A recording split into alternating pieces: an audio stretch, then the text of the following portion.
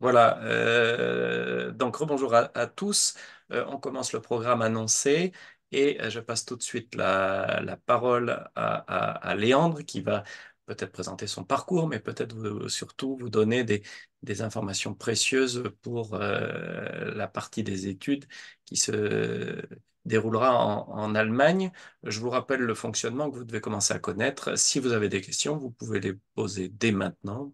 Dès qu'elles s'imposent à vous, vous les posez via la rubrique chat. Et puis, soit Léandre aura l'occasion d'y apporter des réponses tout de suite, soit Claude, qui est avec moi, ou peut-être Jean-Yves, feront remonter à Léandre ces questions-là lors de la deuxième partie de cette table ronde. Voilà, Léandre, c'est à toi. Merci, bonsoir à tous. Merci aux organisateurs de cette conférence et merci de me donner l'occasion une nouvelle fois de pouvoir partager de mon expérience de mes 3 années en Allemagne. Une brève présentation de ce que j'ai fait. Après, je vais rentrer plus en détail sur les modalités d'inscription, la vie en Allemagne. J'ai, après mon habit bac au lycée Fédéral Lille, intégré le cursus de droit français et allemand proposé entre l'Université de Paris 1 et l'Université de Cologne en Allemagne. J'ai passé 3 ans en Allemagne, durant lesquels j'ai fait 3 ans de droit uniquement allemand, avant d'intégrer Paris en troisième année de licence pour là y faire 2 années de droit français. Euh, je répondrai peut-être aux questions plus relatives à ce cursus ou autres plus tard si vous le souhaitez. Là, je vais rester plus général. Sur les études en Allemagne, de manière concrète, concernant tout d'abord sur le cursus que vous souhaitez faire, si vous avez peut-être déjà des idées, j'ai su que Parcoursup avait ouvert très récemment. Si vous avez des idées ou si vous n'en avez pas encore, ce que je vous conseille avant tout, c'est d'aller sur le site de l'UFA et de chercher le catalogue des cursus franco-allemands qui existent. L'UFA, c'est l'Université franco-allemande qui englobe tous les cursus dits bilingues parce qu'ils sont proposés en partenariat entre une université française et une université allemande. Ce catalogue est très très bien fait. Je ne sais pas s'il a été mis à jour depuis que moi j'ai passé mon bac, mais j'imagine qu'ils le mettent régulièrement à jour. Il classe en fonction des domaines d'études, plus scientifiques, littéraires, juridiques, économiques. Donc vous trouverez facilement en fonction de vos affinités. Il y a pas mal d'informations assez précises sur les cursus, sur la ville, sur les inscriptions. Donc, que vous sachiez ou pas ce que vous voulez faire, je vous invite à aller voir ce petit catalogue qui est très bien fait. Une fois que vous avez trouvé votre cursus, pour les inscriptions, il y a plusieurs modalités. C'est-à-dire, ça va dépendre en fonction du cursus que vous avez fait. D'une manière générale, ils vont tous être sur Parcoursup. Le cursus que j'ai fait, par exemple, la candidature se fait sur Parcoursup, mais certains se font hors Parcoursup. Je pense essentiellement au cursus de Sciences Po. Tous les cursus franco-allemands que les Sciences Po proposent, que ce soit celui de Sciences Po Paris, en campus à Nancy, celui de Lille, celui de Aix, Bordeaux, il y en a peut-être d'autres. Rennes aussi, je pense qu'ils ont un cursus franco-allemand. Enfin, tous les Sciences Po. Alors, à moins que Sciences Po, ils ont peut-être centralisé sur Parcoursup là depuis peu. Vous le savez peut-être mieux que moi, mais en tout cas, dans mes souvenirs, les candidatures se faisaient en dehors de Parcoursup. Donc, ce qu'il faut faire attention, c'est à savoir si le cursus auquel vous voulez candidater, la candidature se fait bien sur Parcoursup ou si elle se fait sur une plateforme qui leur est propre sur leur propre site. Et d'une manière générale, ce sera Parcoursup. Et après, la troisième voie possible, c'est celle qui consiste à aller étudier directement en Allemagne sans faire de cursus franco-allemand, mais faire un cursus 100% allemand. Camille Héron, qui était dans ma promo à Vibac à FEDERB, a fait ça, alors qu'elle était française, elle n'avait pas de famille allemande, de ce que je sache, mais grâce à l'habitour qu'elle a obtenu, elle pouvait légitimement, comme un étudiant allemand, candidater auprès d'une université allemande, avec en plus l'avantage, c'est que c'est ce que j'ai constaté autour de moi. Quand on a la BIBAC, la note de notre abitur est souvent très bien, des notes que les Allemands eux-mêmes n'arrivent pas vraiment à avoir. Donc, quand vous candidatez dans une université allemande, vous serez traité de la même manière que les étudiants allemands, mais avec une note qui est parfois sensiblement bien meilleure. Et comme certains cursus en Allemagne nécessitent une note minimale à l'abitur pour l'inscription, Ça peut être très intéressant. Par exemple, en médecine, en fonction des universités auxquelles vous candidatez, il faut avoir impérativement Heinz Null à l'Abitur pour pouvoir intégrer l'université. Donc ça, c'est une arme que la BIBAC propose qui est hyper intéressante. Donc n'ayez pas peur si vous voulez partir faire des études 100% allemandes, vivre l'aventure complètement de l'autre côté du Rhin, n'hésitez pas, vous pouvez le faire légitimement et vos candidatures sont prises sérieusement par les universités allemandes. Donc sur les inscriptions, voilà, il y a ces trois points principaux. Et après, quand vous vous inscrivez à un cursus franco-allemand via Parcoursup par exemple, le cursus que j'ai fait, comme vous serez inscrit d'un côté du côté de l'université française, il va aussi avoir besoin d'une inscription côté allemande. Mais ça, en général, les cursus qui vous sélectionnent ou vous guident durant l'été pour faire l'inscription, mais de l'autre côté, du côté allemand. J'avais dû, moi, faire une inscription auprès de l'Université de Cologne sur le site de Hochschulstarts.de. C'est l'équivalent de Parcoursup, mais en Allemagne. C'est d'ailleurs le site sur lequel vous candidatez si vous voulez faire des études 100% allemandes. Mais voilà, ce petit détail, je pense qu'il est pris en compte par les études, par les cursus franco-allemands qui vous sélectionnent. Euh, Ensuite, on peut aborder la question des logements. Sur les logements, il existe en Allemagne l'équivalent du Crous en France, qui s'appelle le Werk. En France, il est assez important, ce qui propose beaucoup, beaucoup de logements étudiants. C'est aussi le cas en Allemagne. Alors, est-ce qu'il en propose plus ou moins? Je n'arrive pas à me rendre compte, mais en tout cas, dans la ville de Cologne, il y avait énormément de logements étudiants qui étaient proposés et à des prix très, très, très bas, bien plus bas que dans le domaine privé. Et c'est assez intéressant. Les verts sont propres à chaque ville. Cologne a son propre Crous, Bonn a le sien, Düsseldorf a le sien, Berlin a le sien. Donc, quand vous savez une fois que vous savez la ville dans laquelle vous allez étudier, je vous invite à aller voir en fonction bien de la ville dans laquelle vous serez. Il liste aussi très bien les logements qui sont disponibles, ceux auxquels vous pouvez candidater. Le petit conseil que je peux vous donner, c'est dans votre candidature euh, de bien préciser que vous êtes un étudiant international. C'est un argument qui peut vous faire passer, qui peut faire passer votre dossier au-dessus de la pile.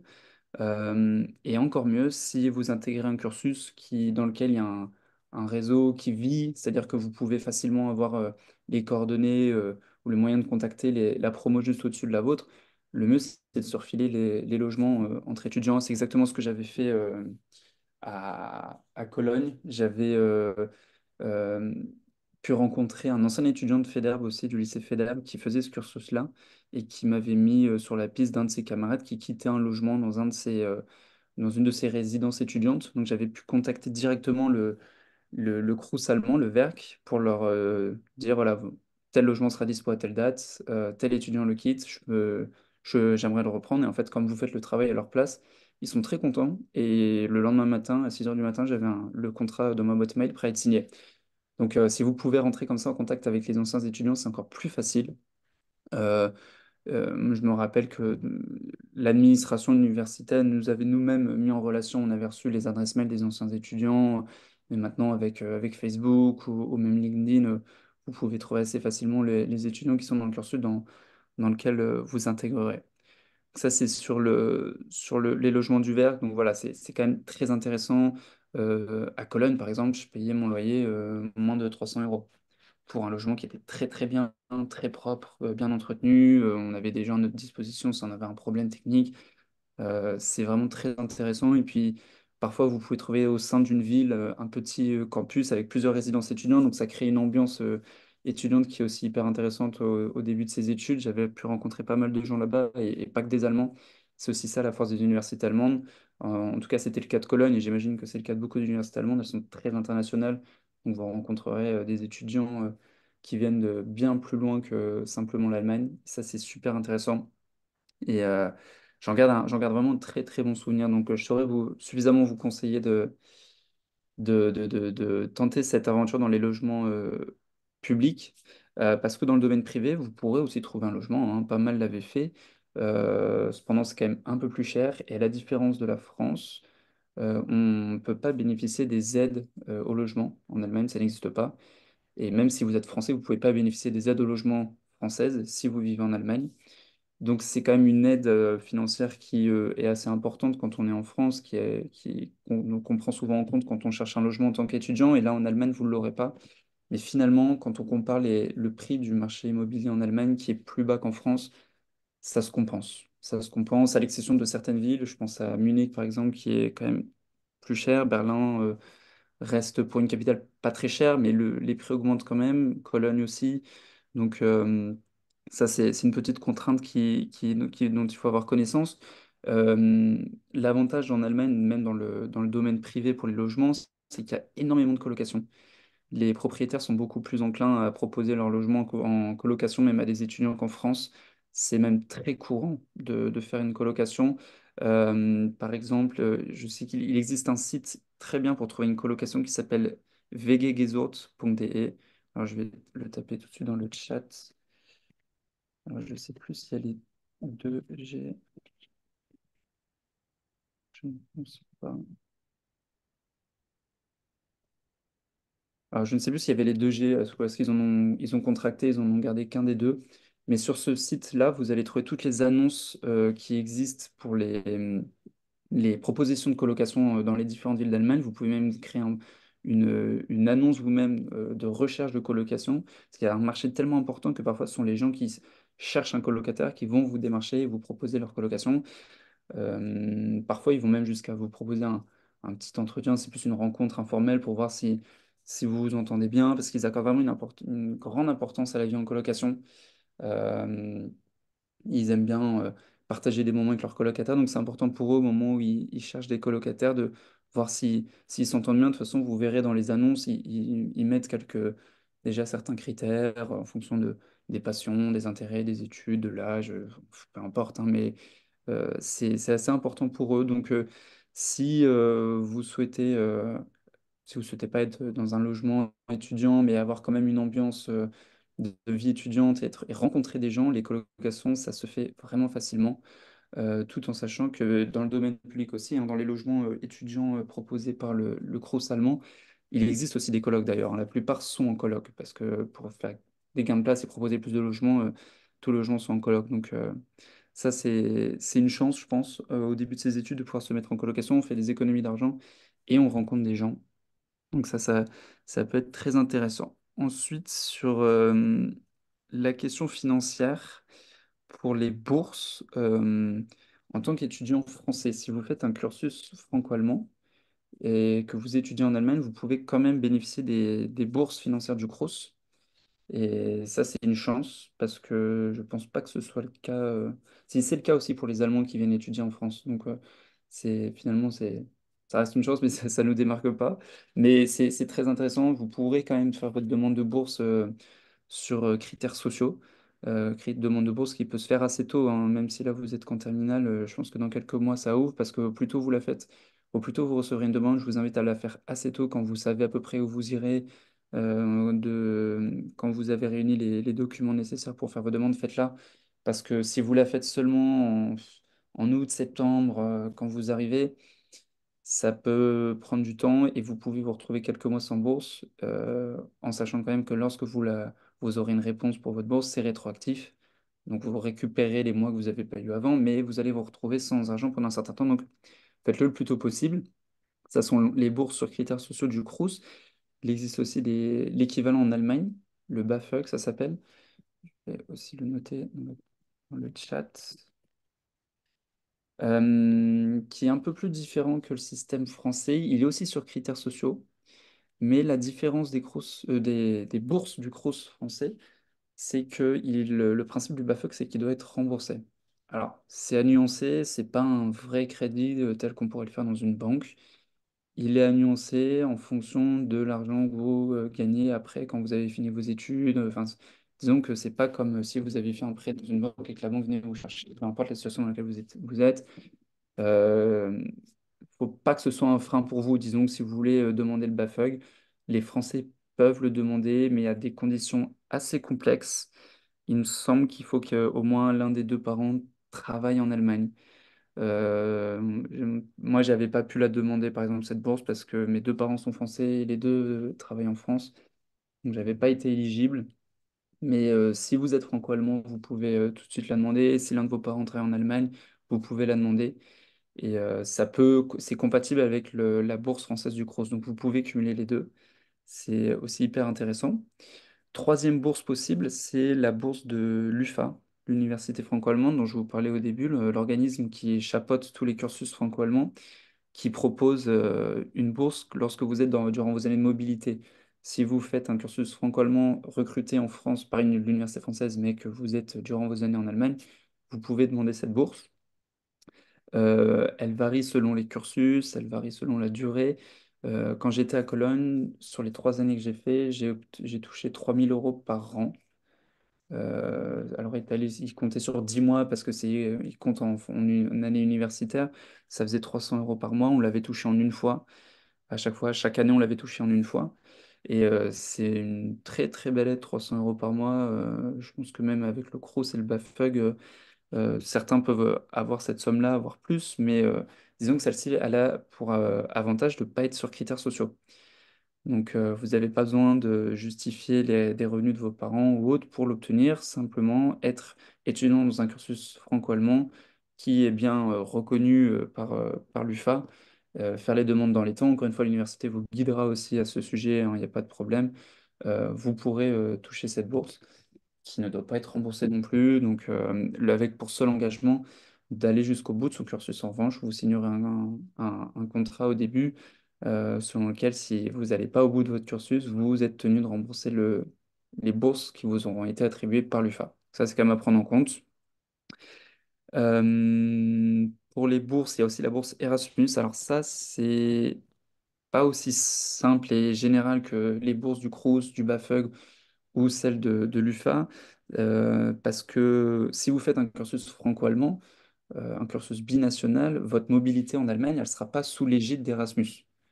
C'est tout à fait différent de ce que font des étudiants français classiques dans un cursus en France et qui vont 1 an en Allemagne pour une année d'Erasmus.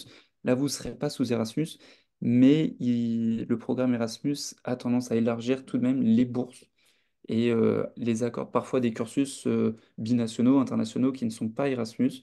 Et c'était le cas de mon cursus franco-allemand. On avait pu toucher cette bourse le montant, je pense qu'on avait 800 € par an sur 2 ans, pas sur les 3 années, sur 2 ans. Mais là, voilà, déjà, l'éligibilité dépend de votre cursus. Le montant dépendra aussi du cursus.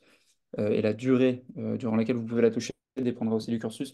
Ça, l'université vous informera. Et si vous n'avez pas l'info, n'hésitez pas à demander à votre université si vous pouvez toucher cette bourse Erasmus avec votre cursus. Après, d'une manière plus générale, moins logistique, moins administrative, sur la vie à la fac en Allemagne, euh, je pourrais pas faire de généralité parce que ça dépend très très sensiblement des cursus que vous faites. D'une manière globale tout de même, le système est diffère en ce que en Allemagne, les prépas par exemple n'existent pas. Les écoles privées, type école de commerce, école d'ingénieurs qu'on a en France, existent, mais elles sont pas très développées encore en Allemagne.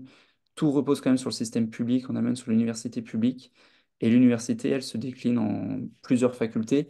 Il y a la faculté de droit, la faculté de médecine. Il existe aussi des TH, les Technische Hochschule, qui proposent, elles, des cursus plus scientifiques, plus ingénieurs, tout ce domaine-là, chimie notamment, mais ça reste tout de même public. Et donc voilà en quoi ça diffère principalement. Après, moi je pourrais surtout vous donner l'exemple du cursus que j'ai suivi en droit. On a été mis dans le bain avec des étudiants allemands en droit. On n'a pas été traité d'une manière différente. Donc ça a été intéressant parce qu'on a pu vraiment comparer et découvrir le système universitaire allemand. En droit, par exemple, finalement, le système est assez proche du système français. On a des cours en amphithéâtre. Et ces cours en amphithéâtre sont doublés d'un cours dans travaux dirigés, un cours de TD en beaucoup plus petits groupes, en petits groupes de 20-25, avec un professeur qui refait travailler ce qu'on a vu en amphithéâtre. Et c'est l'occasion pour nous de lui poser les questions qu'on ne peut pas poser en amphithéâtre parce que on n'a pas envie de poser une question devant 500 personnes ou parce que parfois le prof en amphi ne prend même pas le temps de répondre aux questions. Donc c'est une mise en application concrète en fait de ce que vous faites en amphithéâtre et c'est le même système qu'il y a en France en droit. Donc, c'est pas trop déstabilisant. Euh, dans les autres cursus, je pourrais pas vous en dire plus.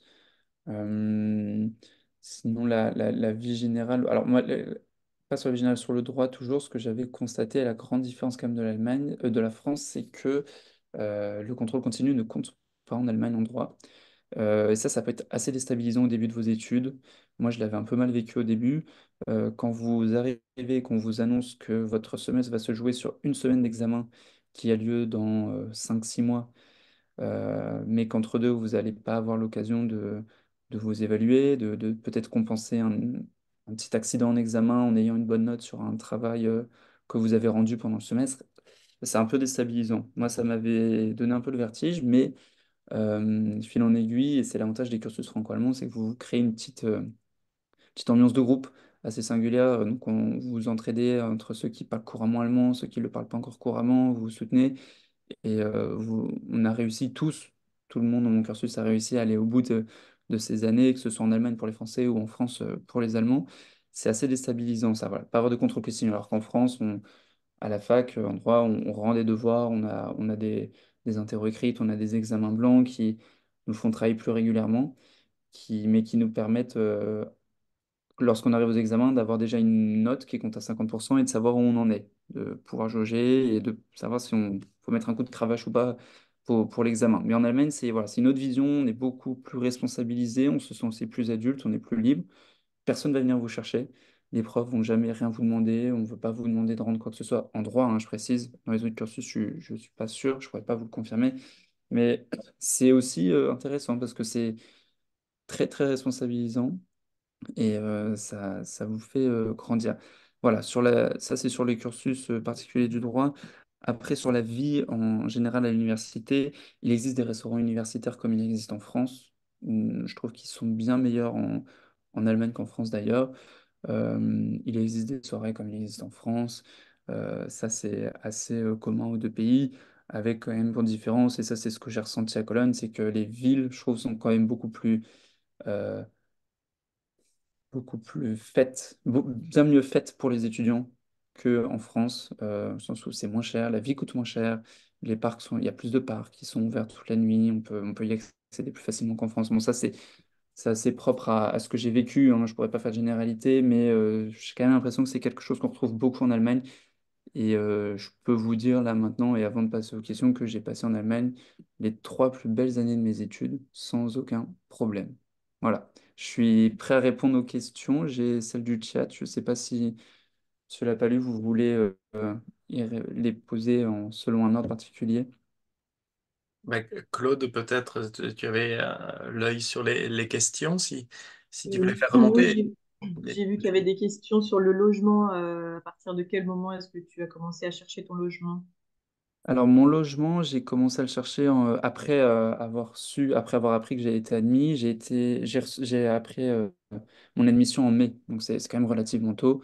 Et dans la foulée, j'ai contacté l'ancien étudiant du lycée Falab qui faisait ce cursus. Et donc, c'est allé vite. Mais si vous vous y mettez en juin, ça va largement, d'autant plus qu'en Allemagne, le semestre commence seulement en octobre. Donc, ça vous laisse un mois en plus que si vous étiez en France, en juin, juillet, vous êtes largement dans les temps. Voilà, après, c'était sur les bourses, mais je pense qu'entre-temps, tu as répondu aux questions. Si on peut cumuler la bourse du Crous et celle du BAföG, Oui, ça, oui. tu as dit oui entre-temps. Et je pense pas. Après, là, c'est la toute dernière question. Dans votre cursus de droit franco-allemand, combien d'heures de cours as-tu par semaine? Combien d'heures de travail par semaine? Combien d'heures de cours? Alors, en Allemagne, j'avais par semestre, on va déjà faire combien de matières j'avais par semestre? J'avais 3 à 4 matières par semaine, par semestre. Euh, 3 heures d'amphi par matière, donc ça fait 9 à 12 heures d'amphithéâtre par semaine et 1 heure et demie de TD par semaine par matière. Donc ça fait un peu moins de 20 heures par semaine de cours. Et le travail personnel, ça c'est bah, c'est propre à chacun. Ça dépendra de beaucoup de choses. En droit, ça dépendra de ton niveau d'allemand notamment. Moi, j'avais un bon niveau d'allemand, mais l'allemand n'était pas ma langue maternelle, donc j'ai quand même dû bien plus travailler que ceux pour qui l'allemand c'était une évidence.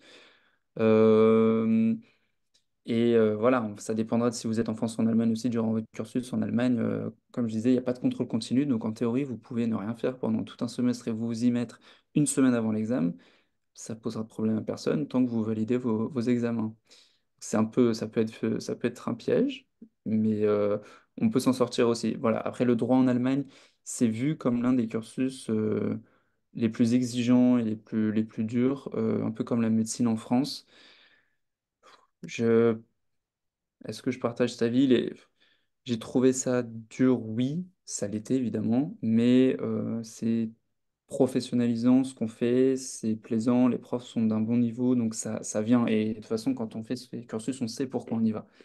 Donc il y a du travail, mais c'est tout à fait supportable. Je travaillais moins en Allemagne qu'en France, pour vous dire. Et j'ai réussi. Alors que voilà, l'allemand n'était pas ma langue maternelle. Je vois la question là de Nel Perodo sur le niveau relationnel. Euh, voilà, je peux.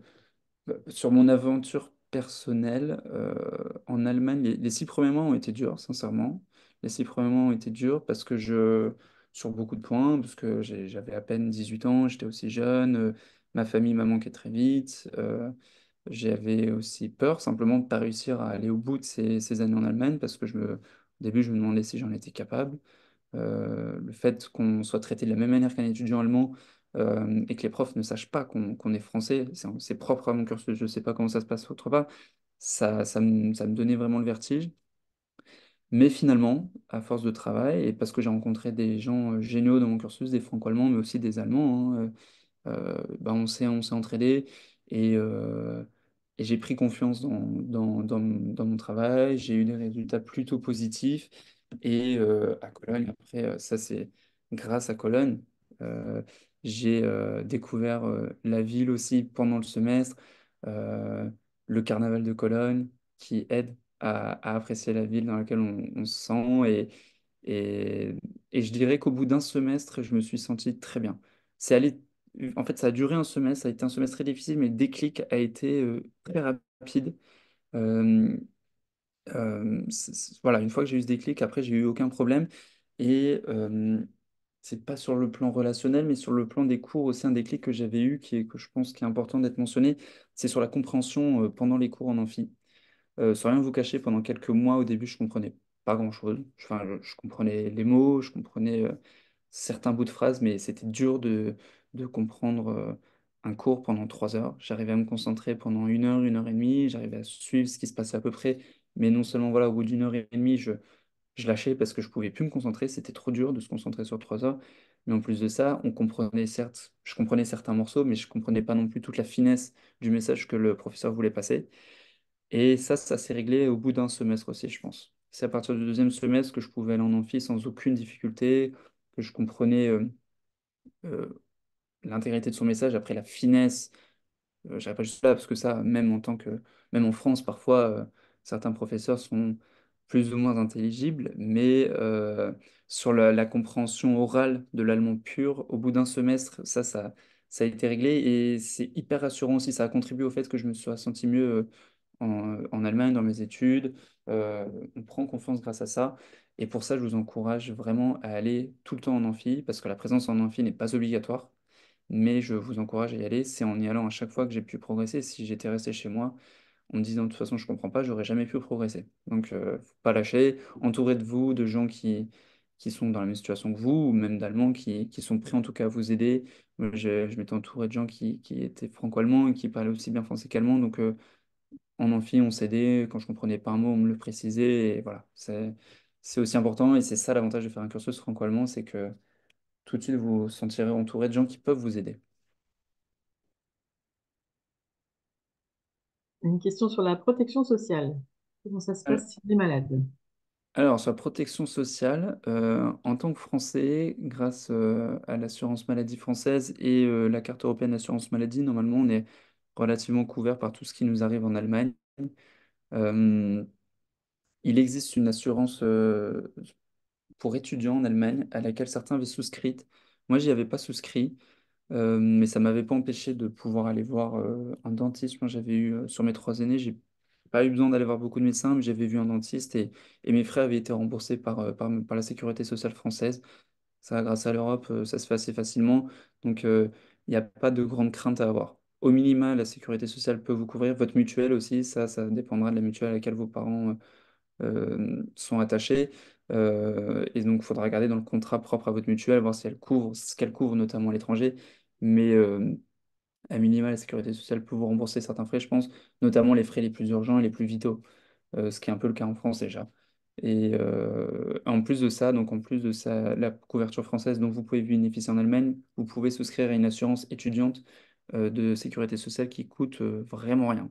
Je j'ai plus le montant en tête, mais c'est pas grand-chose, pas grand-chose du tout. Et ils ont dans chaque campus d'université un local assez clair. Je pense que c'est AOK, c'est un logo vert. Vous le trouverez assez facilement et vous pourrez même demander à votre cursus qui vous dira tout de suite. Quelle est la différence entre ton cursus et Bermupa? C'est pas ça. Alors, c'est une bonne question parce que j'avais longtemps hésité entre les deux. Alors déjà, fondamentalement, la différence, c'est que ce ne sont pas les mêmes universités qui le proposent, et ça peut avoir ça une influence sur l'après, quand bien même enfin, les universités des deux côtés sont excellentes. Le cursus que j'ai fait, c'est en France, Paris 1, Panthéon-Sorbonne, et en Allemagne, Cologne. Et Bermupa, c'est Paris, Panthéon, Assas, en France, et en Allemagne, pour la licence, Saarbrück, et pour le master, Munich ou Berlin, selon ce que vous choisirez. Dans tous les cas, ce sont des très bonnes universités. Dans le fond, les différences principales, c'est que le cursus que j'ai suivi entre Paris et Cologne, on ne fait pendant 2 ans que du droit allemand. On ne fait vraiment pas de droit français, à l'exception d'une matière, introduction au droit français, mais c'est très léger. Disons qu'on vous met vraiment dans le bain dans le droit allemand, et c'est l'énorme argument de ce cursus, c'est ce que disent les professionnels du droit qui sont dans un monde franco-allemand, c'est qu'on est professionnalisé dès le début, et c'est vraiment valorisé, parce que vous pouvez vraiment vous prétendre après avoir eu une formation de base, l'équivalent d'une licence en droit allemand, sans aucun scrupule, vous pourrez le faire. Côté ça, Bermupa, dans vos premières années, vous serez certes en Allemagne, comme si vous faisiez le cursus entre Paris et Cologne, vous serez à Sarrebruck, mais à Sarrebruck, vous allez déjà être intégré dans une licence française. C'est d'ailleurs la seule université en dehors de la France qui propose une licence française. Donc vous allez avoir des cours de droit français et des cours de droit allemand. Ça peut être une chance aussi, et je conçois tout à fait que ce soit un argument. Des anciens camarades d'Abiba qui ont fait ce cursus et préféraient largement ce système, et je le comprends, c'est aussi rassurant dès la première année de ne pas faire que du droit allemand, de faire aussi du droit français, de se préparer, de jouer un peu sur les deux tableaux. Et une fois que vous arrivez en France, vous avez déjà un bagage de droit français. Ça, c'est une des différences fondamentales. Après, sur la partie française, elles sont assez proches. En France, vous serez soit à Sorbonne, soit à Sas, mais vous ferez du droit français. Et après, la grande différence aussi, c'est que le cursus que j'ai suivi s'arrête à la fin du M1, alors que le cursus proposé par Assas va jusqu'au M2. Ça peut être une chance ou non, ça peut être rassurant de savoir au début de son cursus qu'on a déjà un M2. Vous aurez une place dans un M2. Ça peut être aussi une chance de se dire au début de son cursus, et ben, à la fin de mon M1, si je veux finalement intégrer une école de commerce, une école type Sciences Po ou un autre M2 en droit, mais qui diffère de ce que j'ai fait jusqu'à présent, je peux le faire. Ça, c'est en fonction des filles. Alors, sachez que vous n'avez pas à prendre de décision, même si vous choisissez Assas, là maintenant, vous n'êtes pas engagé indéfiniment jusqu'à la fin du M2. Astrid, une camarade qui était avec moi à FEDERB, a fait ce cursus, elle a fait les années à Sarruc, elle a fait sa L3, son M1 sa L3 à Paris, à Assas, mais elle n'a pas fait le master qui était proposé par ce cursus. Elle a pu en faire un autre. Donc, ne vous dites pas là maintenant à distance, il faut que je choisisse si je vais jusqu'au bout de ce M2. Ça, c'est pas si strict que ça. Voilà les différences principales.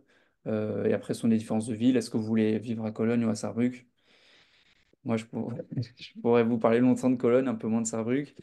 Mais c'est plus personnel, c'est moins propre au cursus. Est-ce que les résultats à l'abitur doivent être élevés pour entrer dans ton type de cursus? Eh bien, c'est pas un critère. C'est pas un critère parce que quand vous candidatez au cursus type droit, vous le candidatez là en ce moment même sur Parcoursup et vous n'avez pas passé votre abitur. Et ils vont pas regarder votre note, ils vont même pas de regarder si vous avez obtenu votre abitur, parce qu'il suffit, si vous êtes inscrit à l'université française, d'avoir le baccalauréat. Ça, c'est pas un critère d'avoir l'abitur.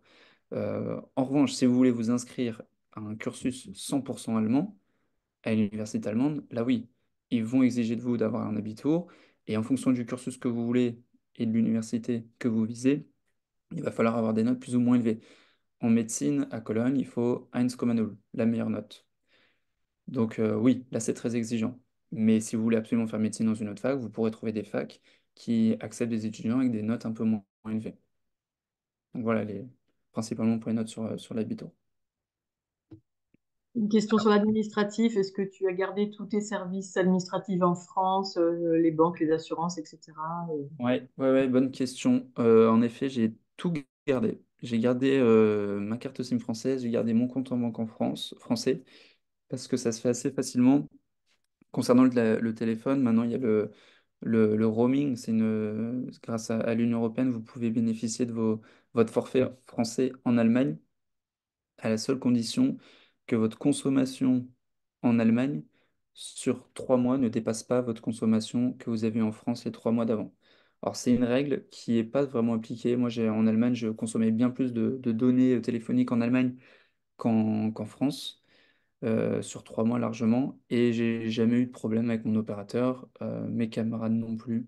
On s'est jamais fait attraper, donc vous pouvez tout à fait garder votre forfait français. Je vous invite à le faire parce que la téléphonie en Allemagne coûte plus cher qu'en France, notamment les données cellulaires, ça coûte bien plus cher.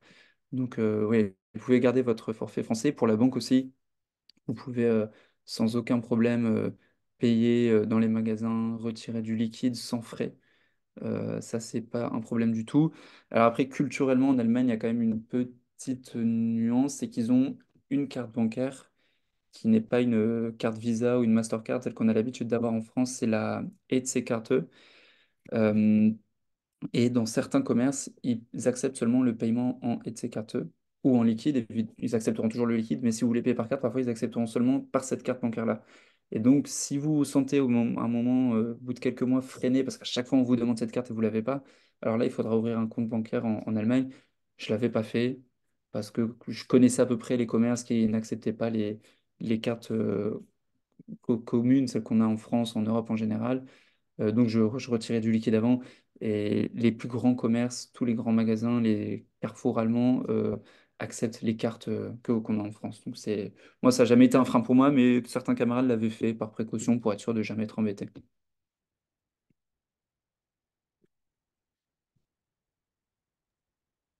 Très bien. Peut-être pour compléter, Léandre, ta réponse sur l'Abitur, qui n'était pas un critère pour postuler dans un cursus franco-allemand, on imagine quand même que quand le cursus est assez sélectif, pour le coup, la note du bac est assez importante.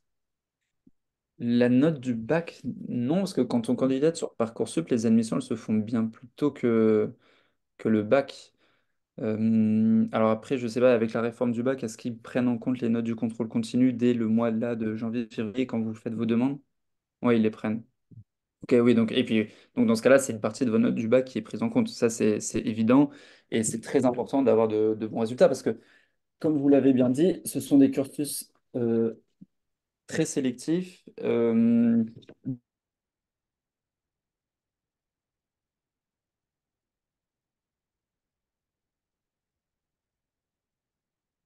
Ah, Un ouais, petit bug chez Léandre. c'est tellement sélectif qu'il a été figé. Peut-être un petit problème de batterie, je présume. Oui, c'est possible. Bon, de toute façon, euh, quelle heure est-il? Il est -10, 51, hein, on n'est pas loin de la fin. On va attendre 1 ou 2 minutes. Mais j'ai aucun mal à meubler et ceux qui ont déjà participé à des visios savent peut-être ce que je vais annoncer. Je vais profiter là de ces dernières minutes pour faire un petit peu de publicité sur nos prochains projets. Vous avez sans doute entendu parler, et si ce n'est pas le cas, écoutez bien. Vous avez sans doute entendu parler de Joue ton Abibac, notre prochain concours, qui est d'ailleurs lancé. Euh, Joue ton habit back, c'est quoi? C'est lié aux Jeux Olympiques, en tout cas au sport plutôt. Et le but pour vous, c'est d'essayer de faire une vidéo qui raconte ce que vous vivez en habit back à travers le sport. Voilà. Le prix est subventionné par le ministère. Il y a de très beaux lots. Le groupe vainqueur gagne un chèque de 1 000 euros, vous imaginez. Donc, plus de problème d'études en Allemagne. Une Le bourse. deuxième prix, 800 euros, 700 euros, enfin, beaucoup de beaux prix. Et vous savez aussi que lors des dernières éditions, comme Chante ton Abiba il y a 2 ans, tout le monde avait été sous le charme de vos productions. Donc, ça peut être un nouveau défi. Peut-être que les élèves de terminale parmi vous auront un peu moins de temps, mais s'il y a des élèves de première, c'est l'année en général où on peut essayer de participer à ce type d'événement. Si vous avez besoin de renseignements, si vous ne les avez pas eu encore, On Léandre vous est revient. Oui. voilà. Oui. Si vous ne les avez pas eu encore, vous les trouvez sur Réseau Abibac, hein. De toute façon, la chaîne YouTube, vous retrouvez toutes les visios. Et puis, euh, voilà, vous retrouvez toutes les visios. Et sur le site, vous avez plein d'informations, le règlement, tout ça. Voilà, je redonne peut-être la parole à Léandre qui a été expulsé Oui, quelques minutes. j'ai eu un problème de connexion, je suis de retour. Je finis juste sur ce que je disais sur la note du bac. Euh, c'est important, vos notes en tout cas durant l'année terminale sont importantes. Elles sont regardées dans ce genre de cursus parce que ce sont des cursus très sélectifs, il n'y a pas non plus des milliers de demandes. Donc ils vont regarder vos notes, elles sont importantes, ils vont regarder votre motivation. Vous allez sûrement être convoqué à un entretien pour rencontrer les directeurs des cursus ou les directrices. Et ils vont, en fonction des cursus, être plus ou moins, euh, ils vont porter leur attention sur différents points. Mais oui, si vous voulez faire ce genre de cursus, il faut se donner en année de terminale. Et si vous faites un Abibac, vous partez quand même avec un énorme argument, en sachant qu'il n'y a pas que des gens qui font Abibac dans ce genre de cursus. Donc vous partez avec un avantage si vous avez fait Abibac, c'est évident. Je ne sais pas si je peux répondre à d'autres questions qui sont intervenues entre deux. On a encore quelques minutes. Il n'y avait pas de questions supplémentaires dans le chat, là. Vous pouvez encore en poser si vous en avez, n'hésitez pas. Je vais essayer de, pendant ce temps-là, essayer de vous envoyer le lien pour l'UFA pour que vous puissiez trouver. Je crois que je l'ai déjà mis, Vous l'avez déjà mis. Ok, très le bien. guide des études. Vous pouvez le retrouver vers le haut du chat. Voilà. Bah, écoutez, à moins que, en guise de conclusion, Léandre, il y ait une petite chose à ajouter que tu n'aurais pas encore mentionné et qui te vient à l'esprit. Euh, Une chose à ajouter de très pragmatique, non, mais d'une manière générale, si vous hésitez encore, mais que vous avez une petite envie d'y aller, je vous encourage vraiment à faire un cursus franco-allemand ou allemand. C'est quelque chose aussi qui vous permettra de vous démarquer après sur le marché du travail. C'est un argument, ça va vous apporter des compétences techniques dans le domaine dans lequel vous allez faire votre cursus, mais aussi humaines qui peuvent être mises en avant. Parce qu'en tant que Français ou même franco-allemand, aller se mettre dans le pays voisin pour faire des études, ça montre de vous une sorte d'envie de sortir de votre zone de confort, de résilience qui est vraiment appréciée dans le monde du travail. Je suis en train d'entrer dans le monde du travail et je le sens, alors même que je ne travaille pas dans un contexte franco-allemand en ce moment. C'est des arguments que je peux mettre en avant et humainement, surtout, surtout, surtout, surtout, vous allez rencontrer des personnes vraiment super, des personnes que vous ne rencontrerez pas dans des cursus classiques en France. Et vous allez former très vite une petite équipe au sein de vos cursus dans laquelle vous vous sentirez bien et qui vous donnera envie encore plus de vous investir. Donc, n'ayez pas peur, n'hésitez pas, sentez-vous aussi légitime de le faire. Vous allez avoir un habito, vous allez pouvoir candidater à ce genre de cursus et, et profitez-en, vraiment profitez-en. Je reste à votre disposition aussi d'une manière générale si vous avez des questions pour les cursus de droit de droit. Alors, je pourrais pas moins vous aider sur les autres cursus. Euh, je peux vous laisser peut-être mon adresse mail dans le chat si vous avez des questions, que ce soit bon, sur le droit, mais aussi de manière générale sur les études en Allemagne, sur ce qu'on s'est dit, sur les logements, sur les bourses, pour monter un dossier de bourse, pour monter une candidature pour un cursus, n'hésitez pas, j'essaierai, je vous répondrai avec grand plaisir. Très bien. Eh ben, merci à toi, Léandre, pour ces informations là qui viennent clore notre cycle de visio. Merci vraiment à tous les élèves.